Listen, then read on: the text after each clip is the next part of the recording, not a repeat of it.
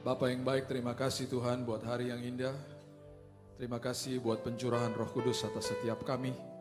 Kami percaya begitu besar kasih Tuhan atas hidup kami. Kami diberikan Roh-Mu, bahkan Roh yang membangkitkan Kristus ada di dalam kami. Itu sebabnya hari ini kami punya kuasa dan otoritas. Itu sebabnya hari ini buka mata rohani kami, supaya kami melihat kebesaran Tuhan, bukan kebesaran masalah kami. Tuhan, Roh Kudus sendiri, Engkau yang berbicara kepada setiap kami. Teduhkan hati kami, tabur firman Tuhan. Jadikan benih firman-Mu ini sebuah kehidupan pewahyuan yang indah dalam setiap hidup kami. Sore hari ini Tuhan sendiri yang berbicara dan kami siap terima di dalam nama Tuhan Yesus. Kami berdoa dan mengucap syukur. Kita sama-sama katakan amin, amin, amin, amin, amin, amin. Silakan duduk. Thank you. Haleluya. Selamat sore, selamat malam. Hari ini kita merayakan sebuah kejadian yang sangat indah ribuan tahun yang lalu di mana pencurahan Roh Kudus terjadi atas murid-murid Yesus. Dan di saat itu mereka menerima sebuah kuasa yang sangat indah, yang sangat dahsyat, yang mereka tidak alami sebelumnya. Itu sebabnya waktu Yesus ditangkap, semua daripada mereka kabur, satu menjual Yesus, satu menyangkal. Hanya ada satu murid yang memberanikan diri untuk berdiri di depan kayu salib, yaitu Yohanes. Dan itu sebabnya Yohanes menulis kitabnya dari sisi yang berbeda karena dia melihat sendiri gurunya mati secara brutal di kayu salib. Dan itu sebabnya waktu saat itu pasti banyak kerabat daripada murid-murid Yesus yang mungkin mencibir dan mungkin mengatakan sudah gagal rancangan Tuhan.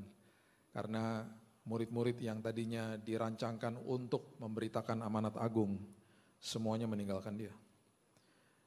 Tetapi Yesus tenang saja, dia gak pernah punya contingency plan, dia gak pernah punya plan B. Dia tahu bahwa dalam kuasa kebangkitan murid-muridnya akan diberikan sebuah kuasa yang sudah ditabur dalam hidup mereka selama 3,5 tahun ketika mereka diajar sama Yesus. Dan itu sebabnya ketika mereka menerima kuasa kebangkitan, mereka menerima Roh Kudus, pencurahan Roh Kudus atas hidup mereka. Mereka menjungkir balikan dunia dengan Injil. Matius pergi ke benua Afrika. Sedang dia berkhotbah, dia ditarik keluar, dipukul kepalanya sama balok kayu sampai mati. Hari ini 60-70% benua Afrika percaya Yesus. Simon orang Zelot, dia pergi ke Eropa, dia memberitakan Injil di sana. Bartolomeus dikulitin, disiram air garam. Dan bahkan yang sangat luar biasa bagi kehidupan saya adalah Thomas pergi ke India. Dan waktu Thomas pergi ke India, dia mati di sana karena dia dibunuh sama penyembah-penyembah berhala. Dan waktu dia dibunuh di sana, dia menaburkan sebuah benih firman Tuhan yang luar biasa. Dan waktu dia tabur itu semuanya, itu adalah cikal bakal daripada opa-oma saya yang datang dari India tahun 1930-an ke Indonesia. Dan mereka sudah orang Kristen. Dan itu saya percaya akibat benih yang ditabur sama Thomas. Kuburnya masih ada di India, Saint Thomas. Hari ini mama saya duduk di situ, dia umurnya 81 tahun. Masih sehat, masih luar biasa, masih kuat. Saya paling senang kalau dia temenin saya. Dia adalah produk daripada Thomas. Karena orang tuanya dia datang dari India. Murid-murid Yesus menjungkir balikan dunia dengan Injil. Karena ada kuasa kebangkitan yang diberikan dalam hidup mereka. Karena ada pencurahan Roh Kudus yang terjadi atas hidup mereka. Bahkan ribuan orang datang kepada gereja, mula-mula mereka diselamatkan di situ. Semuanya ini berawal dari sebuah kisah yang luar biasa, di mana kalau kita baca kejadian pasal yang pertama ayat yang ke-26, itu merupakan sebuah proyek ekspansi daripada kerajaan sorga. Kejadian 1 ayat 26 merupakan proyek ekspansi di mana Tuhan ketika dia menciptakan manusia, dia tidak pernah berikan sorga, dia berikan bumi untuk dikuasai. Dan waktu bumi dikuasai sama manusia, Tuhan tidak pernah katakan maksud saya untuk menguasai manusia yang lain. Dan waktu Tuhan menciptakan manusia, Tuhan menghembuskan rohnya, ruah atas hidup manusia. Supaya roh Tuhan ini yang bertugas untuk mengingatkan manusia melakukan prinsip kerajaan di muka bumi. Sama seperti ketika Indonesia dijajah sama Belanda. Waktu kita dijajah sama Belanda ratusan tahun, kita akhirnya ditularkan budaya-budaya kerajaan Belanda, dan yang bertugas melakukan itu adalah gubernur daripada Belanda yang ada di dalam Indonesia, benua Indonesia. Dan kemudian yang dia lakukan adalah dia terus menularkan budaya-budaya ini sampai hari ini. Kita masih ada keluarga-keluarga kita yang berbicara bahasa Belanda. Bahkan di antara kita ada yang masih makan roti kalau pagi. Ada boleh angkat tangan? Termasuk saya kok. Tuh kan, itu bukan budaya Indonesia. Indonesia tuh budayanya makan nasi uduk, nasi kuning, makan pecel kalau di Surabaya, ya kan? Yang makan roti ini bekas peninggalan Belanda gitu. Makanya dulu waktu papa saya masih ada, papa saya udah meninggalkan kami 14 tahun yang lalu. Dan saya gak pernah lupa di masa-masa kecil kami suka dibawa ke Jalan Hayam Muruk karena disitulah Holland Bakery yang pertama dibuka. Yang senyum-senyum nih seumuran sama saya. Yang lain pada bingung, apaan Holland Bakery banyak kok? Iya, dulu cuma satu. Dan saya kalau diajak papa ke sana senangnya minta ampun karena saya akan pesan Long John yang ada mesesnya di atasnya. Tahu ya? Kalau belum pernah coba, cobain. Enak banget tuh. Sampai hari ini saya suka kadang-kadang nagih gitu. Dan abis pergi dari Holland Bakery, papa mama ajakin saya pergi ke Gandhi Steakhouse yang ada di jalan situ juga. Kita makan es krim yang begini nih. Pulang dari situ kita pergi ke mall. Mall cuma ada satu. Di mana? Pasar Baru. Tua ya saya. Ratu Plaza belum ada. Itu mall yang gedung pertama kali itu Ratu Plaza. Satu hari saya diundang di sebuah tempat di mana itu adalah kantor pusat daripada Holland Bakery. Jadi saya kasih tahu sama mereka, sama direksinya. Saya punya kenangan masa indah dari kecil makan roti Holland Bakery. Dan saya kasih tahu lagi, saya sukanya tuh Long John. Setelah saya khotbah, saya dikasih 2 keranjang isinya Long John semuanya. Saya bilang, Pak, kalau saya makan semuanya, saya cepat ketemu Yesus nanti. Emang enak banget sih. Buat orang-orang yang suka roti, suka coklat, wah itu pakai espresso makin, Itu peninggalan-peninggalan Belanda. Waktu manusia deklarasi independen dari kerajaan sorga, manusia dipisahkan dari roh Tuhan. Roh Tuhannya meninggalkan manusia. Manusia yang tadinya diminta untuk tidak menguasai manusia yang lain, dosa pertama yang didokumentasikan di Alkitab setelah the fall of man, setelah kejatuhan di Taman Firdaus, adalah Kain membunuh Habel.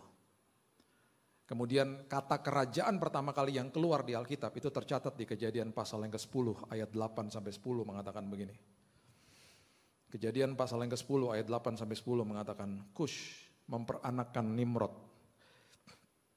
Dialah yang mula-mula sekali orang yang berkuasa di bumi. Ia seorang pemburu yang gagah perkasa di hadapan Tuhan, sebab itu dikatakan orang seperti Nimrod, seorang pemburu yang gagah perkasa di hadapan Tuhan. Mula-mula, ini dia kata kerajaan pertama kali yang didokumentasikan di Alkitab. Kerajaannya terdiri dari Babel, Erek, Akkad, dan semuanya itu ada di tanah Sinear. Nimrod ini adalah cicit daripada Nuh. Nuh punya anak namanya Ham. Ham punya anak namanya Bacon. Biar bangun Nuh punya anak namanya Ham. Ham punya anak namanya yang disebut di sini Kus. Kus punya anak lagi namanya Nimrod. Jadi waktu Bapak Ibu baca nanti di Kejadian pasal yang ke-11, itu ada kisah tentang Menara Babel, ingat ya. Menara Babel, project officer-nya tuh Nimrod. Josephus, sejarawan, dia menulis salah satu alasan daripada Nimrod mendirikan Menara Babel itu karena dia ketakutan bahwa bumi ini akan dihukum lagi dengan air bah. Dia mendirikan menara setinggi itu. Dia lupa bahwa eyangnya sudah diberikan perjanjian kudus sama Tuhan, yaitu busur di langit. Bahwa Tuhan tidak akan menghukum bumi ini dengan air bah lagi. Itu sebabnya begitu ironis kalau kita baca itu, kalau kita lihat di dalam dunia sekarang ini ketika sebuah negara mendeklarasi sebuah gedung atau sebuah tempat yang dikatakan terjadi sesuatu sama negara itu. Tahun 98 Menara Petronas di Kuala Lumpur diresmikan. Dan dikatakan itu menara tertinggi di Asia Tenggara. Yang terjadi tahun 98 Malaysia kena krisis moneter. Waktu tahun, saya lupa tahunnya, tapi waktu Burj Khalifa 828 meter didirikan dan dikatakan gedung tertinggi di dunia. Didirikan di Dubai, Emirates, karena krisis moneter. Taipei 101, gedung tertinggi di Taiwan, hal yang serupa terjadi. Kemudian World Trade Center yang ada di Amerika, sebelum ada Sears Tower itu gedung tertinggi di Amerika. Ikonnya New York, ikonnya Amerika. Gedung itu udah gak ada lagi, dihancurkan sama teroris. Setiap kali manusia mau mendirikan kerajaannya, hari ini mendirikan kerajaan atas hidupnya sendiri, manusia akhirnya tersesat di dalam jalannya. Karena the lost kingdom, kerajaannya itu hilang dari manusia. Itu sebabnya kalau kita baca perjanjian lama, Roh Tuhan berkuasa di atas manusia, bukan di dalam manusia. Di atas manusia, dan itu kadang-kadang insidental, hanya sekejap saja kemudian ditinggalkan sama Roh Tuhan. Belum ada pribadi yang datang menebus dosa manusia, yaitu Yesus. Itu sebabnya ketika kita tarik fast forward sampai ke depan, waktu Yesus kemudian hadir sebagai bayi, dan kemudian ada masa hiatus di mana dia tidak didokumentasikan di Alkitab, dia mempersiapkan dirinya. Dan ketika dia siap untuk pelayanan, dalam 3,5 tahun dia mengajar, dan dia mengajar prinsip kerajaan, yang mendeklarasi kehadiran dia adalah seorang yang bernama Yohanes Pembaptis. Dan Yohanes Pembaptis itu didokumentasikan kalimat dia di dalam Matius pasal yang ketiga, ayat pertama sampai ayat yang kedua mengatakan begini. Matius pasal yang ketiga, ayat pertama dan kedua. Pada waktu itu, tampillah Yohanes Pembaptis di padang gurun Yudea. Padang gurun Yudea, kalau hari ini Bapak Ibu pergi ke Israel, itu ada di daerah Laut Mati. Dan di sebelah sisi daripada Laut Mati itu adalah Sungai Yordan, di mana Yesus dibaptis. Dan memberitakan, perhatikan kalimat ini, bertobatlah sebab kerajaan sorga sudah dekat. Berpalinglah dari kerajaan gelap, karena kamu sebentar lagi akan diadopsi masuk ke dalam kerajaan sorga. Karena Yesus akan mati dan bangkit untuk hidupmu. Dan kemudian dikatakan karena kerajaan sorga sudah dekat, the kingdom is near. The kingdom is near itu artinya pribadi yang akan merestorasi prinsip kerajaan sudah hadir, namanya Yesus. Dan ini dideklarasi sama Yohanes Pembaptis. Yesus kemudian dibaptis, Yesus dicobai di padang gurun. Matius 4 ayat 17 ketika Yesus memulai pelayanannya dia kutip ayat yang sama, perihal yang sama, dia katakan di Matius 4 ayat 17 dikatakan begini. Sejak waktu itulah Yesus memberitakan. Ini kalimat dia yang pertama sebelum dia mulai pelayanannya dia. Bertobatlah sebab kerajaan sorga sudah dekat. The kingdom is near. Dan dia mulai, kalau kita baca Matius pasal yang ke-5 sampai yang ke-7, itu adalah khotbah di bukit dan itu adalah prinsip kerajaan sorga. Bapak Ibu kalau baca Injil, ada angle yang diceritakan sama Yesus yaitu prinsip kerajaan, the kingdom values. Untuk kehidupan kita sehari-hari. Kalau mau merdeka hidup kita, pelajari apa yang Yesus ajarkan. Di sisi yang satunya lagi, Injil itu dijelaskan dari sisi kasih karunia sama Paulus. Itu adalah proses bagaimana manusia menerima Yesus, manusia hidup di dalam pengudusan, sanctification setiap hari, dikuduskan, disempurnakan tiap hari loh. Itu pelajaran yang luar biasa juga. Itu adalah pelajaran tentang posisi kita di hadapan Tuhan. Itu diajarkan secara vulgar sama Paulus di kitab Galatia. Kalau mau baca kasih karunia yang vulgar itu Galatia, kitab Roma. Kemudian di Efesus dia katakan begini kepada jemaat di Efesus, kamu bisa terima dia. Karena itu adalah pemberian bukan dengan upayamu, tapi dengan iman. Kemudian manusia bilang begini, tapi kan iman saya turun naik. Dan semua kita termasuk saya juga begitu. Iman kita kan gak akan pernah bisa konsisten selama kita hidup di dalam dunia ini. Kabar baik bagi kita semuanya, Yesus katakan begini, I am the author and the finisher of your faith. Aku adalah pemimpin dan penyempurna daripada imanmu. Bapak Ibu, kita ini gak akan pernah bisa sempurna. Tetapi posisi kita hari ini disempurnakan karena Yesus. Dia lihat kita semuanya dari kacamata sempurna. Karena semuanya selesai di kayu salib. Manusia seringkali masih merasa bersalah. Manusia masih merasakan apalagi yang saya bisa berikan untuk Tuhan ya. Makanya seringkali didengungkan dari atas mimbar. Ayo Bapak Ibu kita lakukan ini untuk menyenangkan hati Tuhan. Kita pakai upaya-upaya kita dan lain sebagainya. Bahkan didengungkan, ayo kita berikan yang terbaik. Kita makin bingung berikan terbaik itu apa.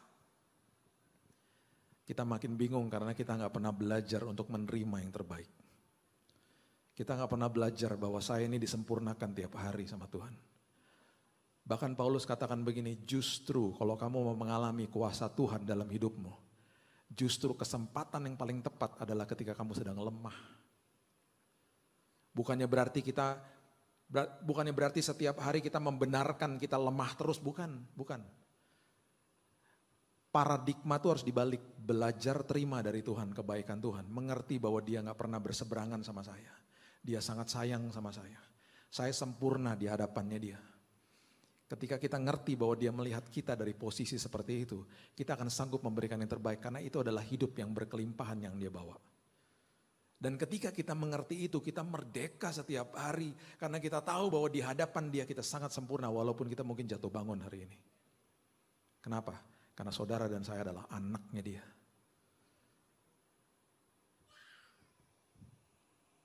Waktu Raina masih kecil, dia sekarang sudah 24 tahun. Waktu dia masih pendeknya segini, saya gak pernah lupa kita lagi dalam sebuah perjalanan liburan. Dan di tengah-tengah lagi berjalan di sebuah trotoar dan perjalanan cukup jauh hari itu karena memang kita lagi jalan-jalan. Tiba-tiba memang sudah jam makan siang, kemudian jam tidur, biasanya sudah tidur kalau siang-siang dia tarik-tarik celana saya. Dad, I'm tired, aku capek, mau digendong dong gitu. Saya gendong dia. Dan itu kita masih lagi jalan-jalan. Waktu saya gendong dia di pelukan saya, dia ketiduran di pundak saya. Saya ganti tangan kiri, karena udah mulai berat badannya. Ketika ada kesempatan duduk, saya duduk. Mungkin 1,5 jam kali, sampai akhirnya kita sampai di kamar hotel dan saya rebahkan dia di tempat tidur, dia masih tertidur. Di dalam kelemahan dia menikmati kekuatan tangan bapaknya yang sangat terbatas. Di dalam kelemahannya dia ketika dia sedang capek dan letih, dia menikmati pelukan bapaknya di dalam tangannya. Itu yang Yesus sedang kasih tahu sama kita, justru di dalam kelemahanmu, itu kesempatan kamu merasakan kuasaku disempurnakan dalam hidupmu. That's grace. Itu kasih karunia Tuhan. Itu sebabnya Tuhan bilang buka mata rohanimu. Karena begini masalahnya. Yang terjadi ketika manusia jatuh ke dalam dosa. Kejadian pasal yang ketiga, ayat yang ke-7 mengatakan begini. Kejadian pasal yang ketiga, ayat yang ke-7. Maka terbukalah mata mereka berdua. Mata mereka berdua terbuka ketika manusia jatuh dalam dosa. Ingat ya, 2 orang ya. Dan mereka tahu bahwa mereka telanjang, mereka menyemat daun pohon ara dan membuat cawat. Manusia sebelum kejatuhan, manusia berjalan di dalam roh. Manusia dipimpin sama roh Tuhan. Manusia berjalan di dalam mata rohani. Ketika manusia jatuh ke dalam dosa, mata jasmaninya terbuka, manusia melihat kejahatan, kegelapan di dalam dunia. Dan itu masih terjadi sama hidup kita hari ini, selama kita hidup. Itu sebabnya Yesus meninggalkan pesan yang luar biasa. Di Alkitab sudah dibeberkan sejak awal, ada orang yang tidak lihat Tuhan dan dia gak percaya. Contohnya banyak, ada satu namanya Raja Ahas. Dia gak percaya sama pertolongan Tuhan, dia mau yang udah pasti-pasti aja. Kerajaannya sedang dikepung, Nabi Yesaya datang ke dia. Raja Ahas, Tuhan mau menolong Anda. Bahkan kata Immanuel pertama kali didengungkan, diberikan kepada Raja Ahas. Tuhan yang mau menolong Anda 600 tahun dari sekarang akan lahir lewat seorang perawan. Dan namanya disebut Immanuel, Allah yang beserta denganmu. Dia bilang apa? Saya gak mau nyusahin Tuhan. Saya mau minta bantuan yang udah pasti-pasti aja. Ada Raja Asyur mau tolong saya. Dari kepungan kerajaan-kerajaan ini. Yang terjadi adalah kerajaan Yehuda dibajak secara upeti sama Raja Asyur yang menolong dia. Gara-gara apa? Gak lihat Tuhan, gak mau percaya. Level di atasnya adalah orang-orang yang sudah lihat tapi gak mau percaya. Orang-orang yang sudah mengabarkan bahwa Yesus bangkit. Petugas kubur Yesus memberitahukan hal ini kepada mahkamah agama. Mereka katakan, jangan katakan bahwa dia sudah bangkit. Bilang tubuhnya dicuri sama murid-muridnya. Dan sebuah kebenaran ditwist jadi hoax. Level yang di atasnya lagi, yang terjadi sama Thomas. Udah lihat, akhirnya percaya. Makanya dia bilang apa? Karena kamu udah lihat saya, kamu percaya. Dia tutup kalimat itu dengan kata yang sangat indah untuk kita semuanya. Yesus katakan begini, diberkatilah orang, berbahagialah orang yang tidak melihat namun percaya. Yaitu saudara dan saya. Kita tidak akan lihat Yesus secara fisik dari kita lahir sampai kita menutupkan mata. Tapi ketika kita memilih untuk percaya kepada Dia, justru kuasanya diturunkan dan didemonstrasikan sama Dia sehingga akan keluar dari ucapan mulut kita, Tuhan hadir Pak, Tuhan ada Pak. Itu maksudnya. Dan ini semua the restoration of the kingdom, prinsip kerajaan dikembalikan ke dalam tangan manusia. Dan waktu dia mulai mengajar dan kemudian dia dokumentasikan di dalam Alkitab. Sesuatu kisah yang menggugah hati saya adalah ketika setelah dia bangkit dari kematian. Dia hadir di dalam sebuah perjalanan ke Emmaus, perjalanan yang sangat sederhana dari dua muridnya.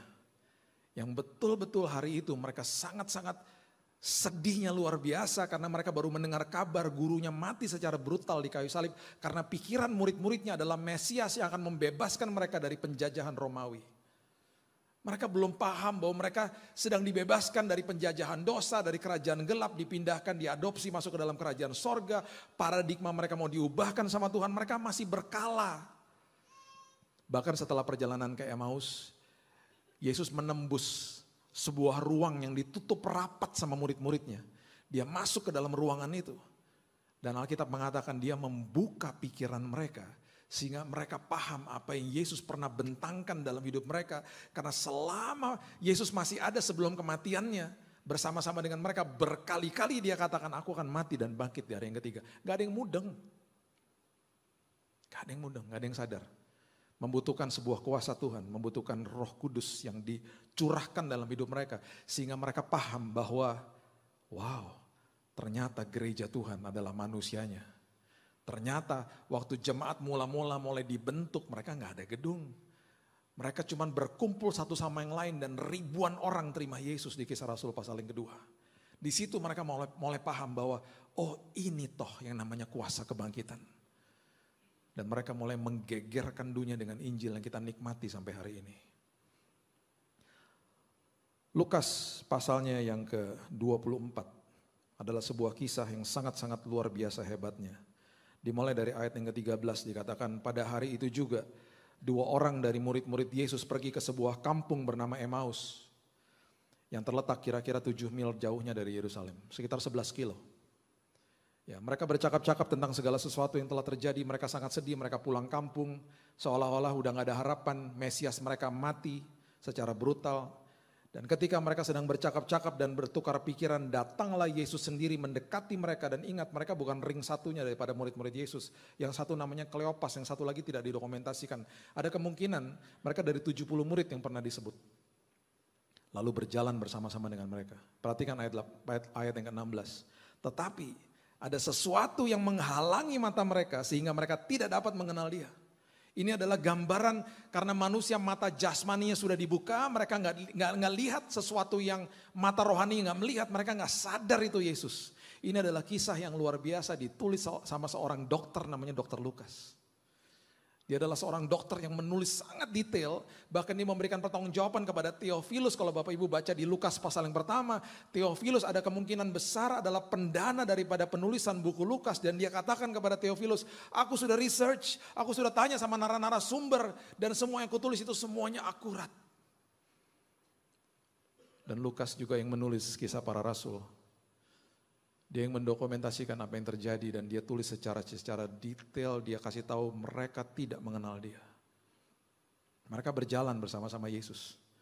Itu adalah gambaran daripada banyak orang yang hari ini matanya dihalangi sama masalah mereka dan mereka tidak sadar bahwa Yesus selalu hadir dalam hidup mereka.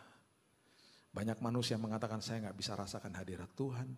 Karena mereka mengira hadirat Tuhan hanya dirasakan kalau lagi merinding-merinding di gereja. Sesekali emosi kita tersentuh, tapi hadirat Tuhan harus dinilai secara iman karena Tuhan Yesus tidak pernah meninggalkan kita sedetik pun. Bahkan kalau kita sedang jatuh ke dalam lubang dosa pun Dia gak pernah tinggalin kita karena kita adalah anaknya.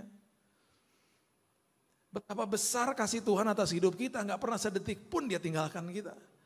Dan itu yang akhirnya menghalangi semua mata rohani kita karena kita masih berpikir kita dituduh, kita dihukum, Tuhan marah sama kita. Masih ada kata-kata begitu yang keluar dari anak-anak Tuhan. Karena mereka tidak mengerti posisinya di dalam Kristus. Ayat yang ke-27. Ini adalah ayat yang sangat dahsyat ketika dijelaskan. Lalu Yesus menjelaskan kepada mereka apa yang tertulis tentang dia dalam seluruh kitab suci. Mulai dari kitab-kitab Musa dan segala kitab nabi-nabi, dia berkhotbah kepada mereka.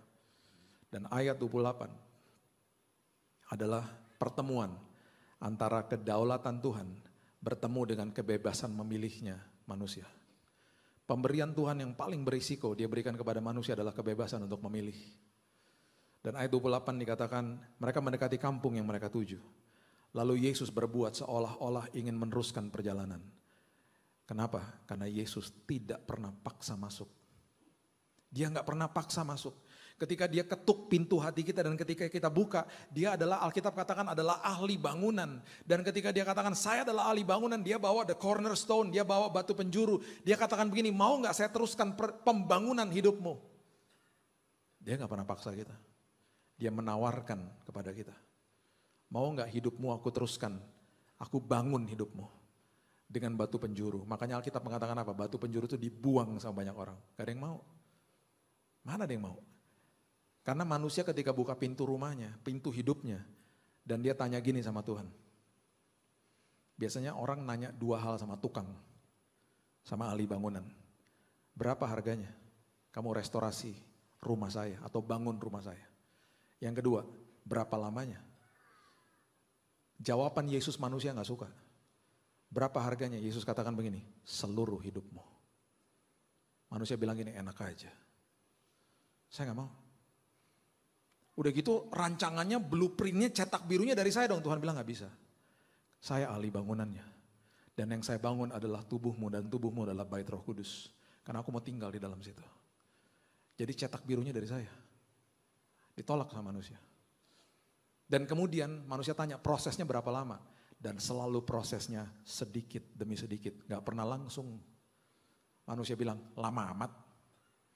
Manusia gak sadar bahwa hidupnya sedang dibangun di bawah bukan ke atas.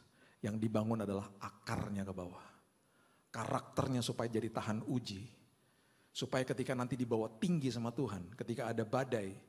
Kita nggak akan hancur dan rubuh, dan ketika ada pujian kita tidak akan sombong karena akarnya kuat di bawah. Jadi kalau prosesnya sedikit lama Bapak Ibu, ngucap syukur aja sama Tuhan. Karena siap-siap kita akan dibawa tinggi sama Tuhan. Makanya MRT harganya lebih mahal daripada LRT. Orang Jakarta paham dong ya kalau saya ngomong gitu ya. Saya ngomong ini di luar kota mereka gini. Gini-gini Bapak Ibu, MRT di bawah tanah, LRT di atas. Oh gitu ya, baru orang Jakarta paham lah ya. LRT kan cepat bangunnya. MRT kan agak lama. Sekarang MRT dibangun fase kedua ya. Dari Bundaran HI sampai kota. Sebentar lagi akan dibangun east to west. Cikarang sampai Balaraja. Dan ruas yang dibangun duluan adalah Tomang sampai Pulau Gadung. Lewatnya di mana? Jalan Suprapto sini. Di Pramuka udah ada LRT ya. Dari Velodrome sampai ke Duku Atas nantinya. Kenapa saya ngerti semuanya ini? Bapak Ibu sedang melihat calon Menteri PUPR. Ya. Tenang aja. Mau tanya apa lagi? Saya tahu nih semua infrastruktur. Enggak lah, saya cuma suka. Saya bangga sama Indonesia. Lihat infrastruktur Indonesia dahsyatnya luar biasa ya kan. Wush udah naik Wush? Belum? Udah dong ya. Pasti udah ada ya. Di awalnya saya komplain. Semuanya indah lah, bagus lah. Cuman di awal aja agak-agak sedikit-sedikit aneh. Anehnya bukan aneh keretanya, bukan pengumumannya. Masa di awal pengumumannya begini, Bapak Ibu sebentar lagi kita akan sampai di stasiun Padalarang. Wus, wus, wus, yes. Ya elah lu kagak dibayar ya ngomongnya begitu, lemas amat. Sekarang berubah. Bapak Ibu, wes. Kayak mau mulai ibadah, kayak Niko. Kita akan sampai di stasiun Padalarang. Wus, wus, wus, yes. Saya dalam hati, yes. Gitu dong ngomongnya. Udah dibayar kali yang ngomong. Semangat. Bangga tau gak lihat Indonesia, infrastrukturnya jalan terus, saya jadi ngikutin tuh IG-nya, aduh banyak banget hal-hal yang indah yang terjadi ya kan. Nah itu sebabnya hari ini ketika kita sedang ada di dalam sebuah keputusan, ketika diminta sama Tuhan untuk membuka pintu hatinya, itu yang dikatakan Alkitab mengatakan dia berbuat seolah-olah ingin meneruskan perjalanan, berarti di dalam hatinya, undang dong saya masuk. Dia gak pernah paksa kita. Puji Tuhan diundang masuk di ayat berikutnya dikatakan tetapi mereka sangat mendesaknya katanya tinggallah bersama-sama dengan kami.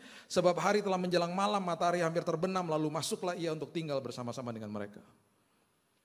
Siapa yang suka main basket? Ada? Gak ada. Bola basket bukan keranjang bola. Ada ya? Gak ada ya? Oh ada. Beberapa ya cowok-cowok pas itu kan. Kalau anak-anak saya bilang katanya basket agama saya kedua katanya.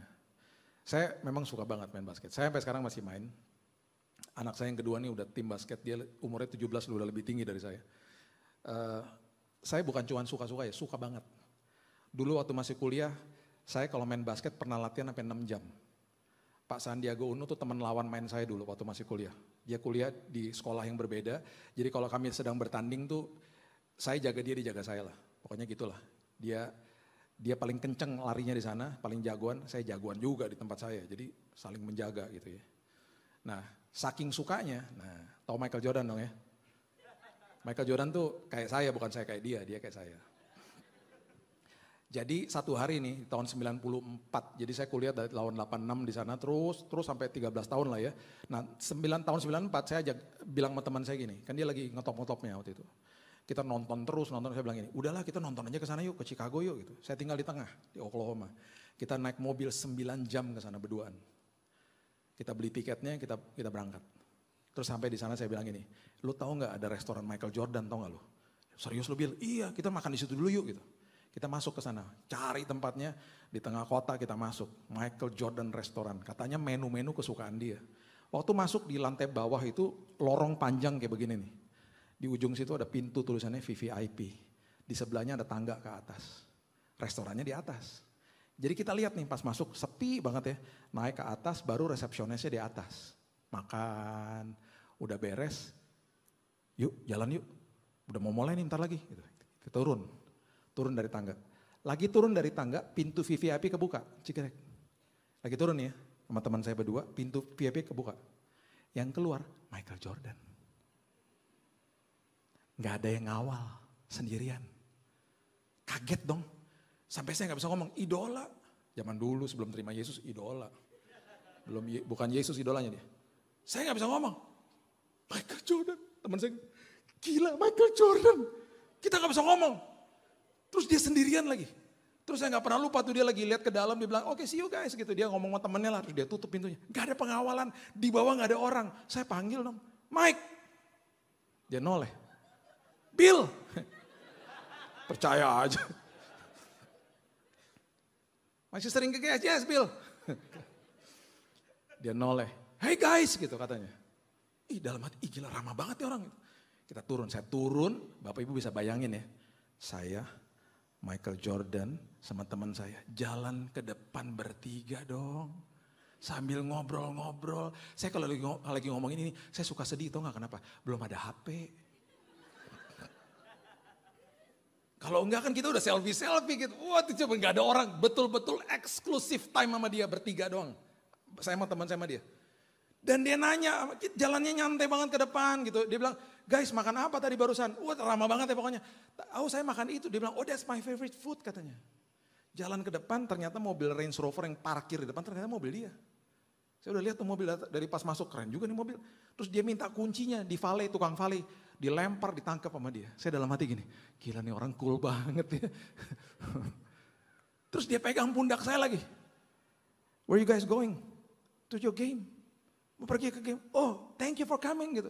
I'll see you at the game. Dia tepok lagi pundak saya. Ditepok sama Michael Jordan. Dia masuk mobil, dia jalan. Saya sama teman saya berdua gini. Gila, ketemu Michael Jordan. Gila, kita senang banget berdua. Tiba-tiba teman saya ngomong gini, lu kenapa gak foto?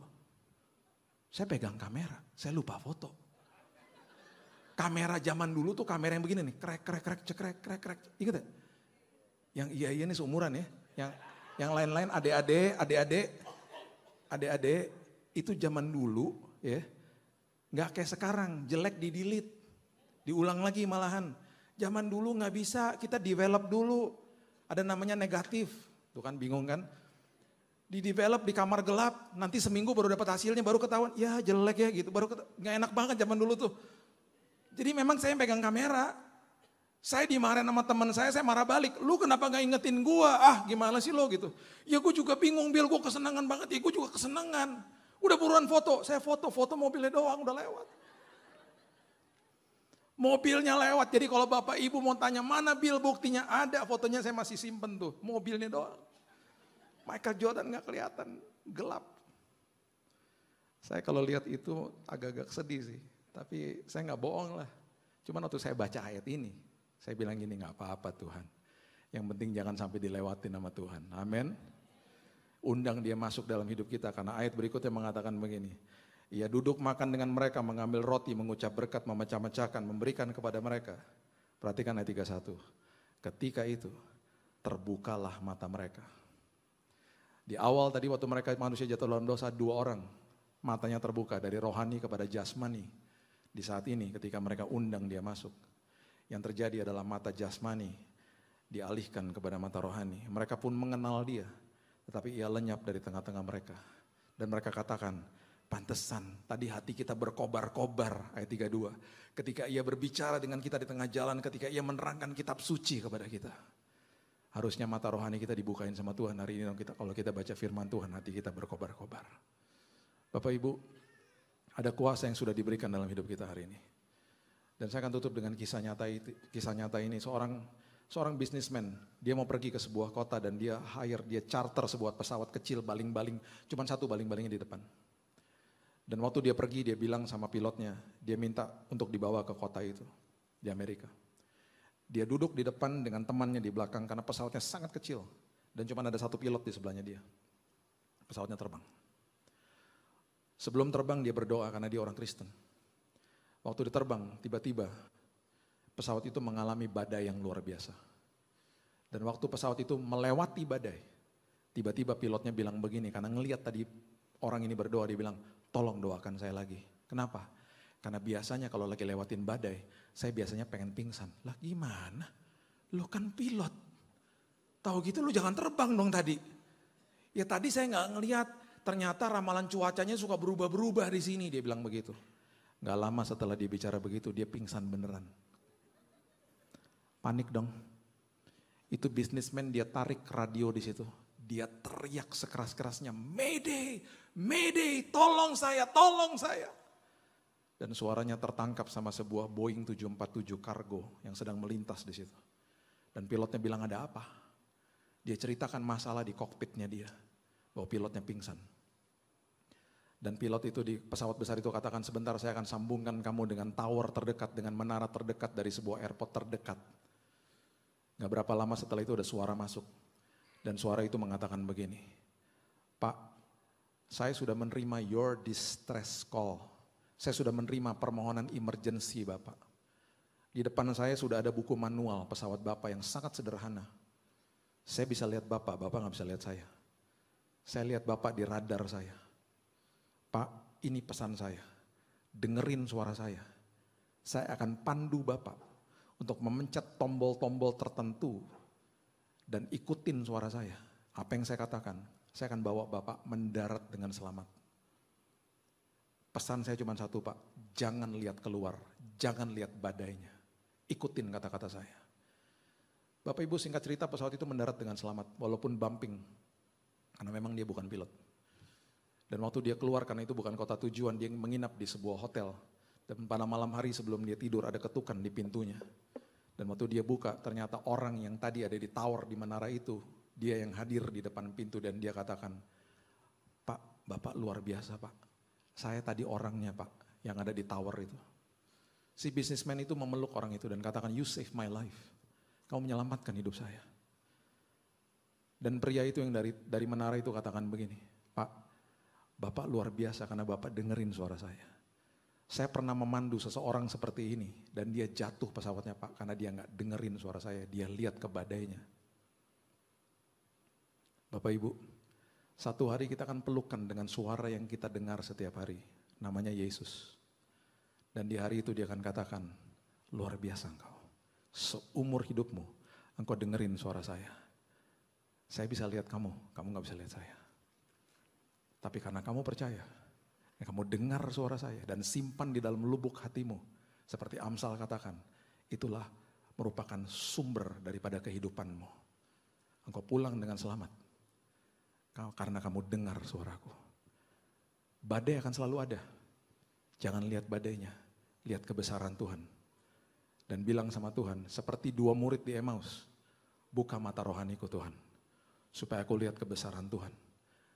Karena kerajaan sorga sudah dikembalikan ke dalam hidup kita, lewat Roh Kudusnya, yang memampukan kita, dan memberikan kita kuasa hari ini. Berikan tepuk tangan kita untuk Tuhan kita. Bapa yang baik, terima kasih Tuhan buat hari yang indah. Terima kasih buat Yesus. Terima kasih buat kasih karuniamu Tuhan. Terima kasih buat the finished work. Karyamu yang selesai di kayu salib. Bahkan hari ini Alkitab mengatakan kami sudah dimeterai sama Roh Kudus. Bahkan hari ini kami sudah menerima roh itu di dalam kami. Tidak lagi roh itu ada di atas kami, tapi roh itu ada di dalam kami. Sebabnya hari ini Tuhan, dengan hati yang penuh dengan ucapan syukur kami mau katakan, kami mau mengalami Tuhan. Dan hidup kami mau penuh dengan kesaksian. Dan kami percaya Tuhan, suara yang kami dengar setiap hari, firman yang kami baca setiap hari, buat hati kami berkobar-kobar ya Tuhan, supaya kami makin sadar bahwa Tuhan selalu ada dan selalu hadir dalam hidup kami. Kami disempurnakan karena Yesus kami sempurna. Kami disempurnakan karena karyamu selesai di kayu salib. Terima kasih Engkau melihat kami sebagai anak-Mu yang sangat dikasihi. Dan sampai kapanpun Tuhan, tidak ada apapun siapapun yang sanggup memisahkan kasih-Mu atas hidup kami. Amen. Kami terima Tuhan yang terbaik untuk kami bisa berikan yang terbaik. Meteraikan firman ini, dan hamba-Mu berdoa Tuhan, Roh Kudus yang sudah dicurahkan atas hidup kami, membuat kami sadar bahwa kami ini punya kuasa dan otoritas. Dan kami mau lihat kebesaran Tuhan, bukan kebesaran masalah kami. Terima kasih Bapa yang baik, hanya di dalam nama Tuhan Yesus, kami sudah menerima firman kehidupan ini. Dan kami akan diberkati lewat terus konseling daripada Roh Kudus yang merupakan mentor agung kami. Terima kasih Yesus, di dalam nama Tuhan Yesus kami berdoa. Kita sama-sama katakan, amin. God bless you.